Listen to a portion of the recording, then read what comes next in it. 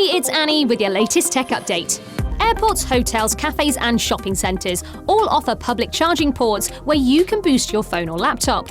But the FBI recently advised us not to use these USB charging ports because of a growing security risk. It's called juice jacking. USB cables are used for data transfer as well as charging, and a compromised USB charging port could be used to infect your device with malware or monitoring software. The tech used by Crooks is getting smaller, cheaper and easier, which means that less sophisticated criminals are using it. The safest thing is to carry your own charger and connect to a power socket.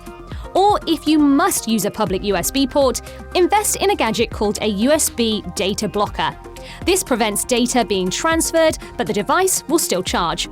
The list of security threats is growing all the time, which is why our experts work so hard to keep our clients one step ahead of the criminals. If you want our protection, get in touch. That's your tech update. More next week.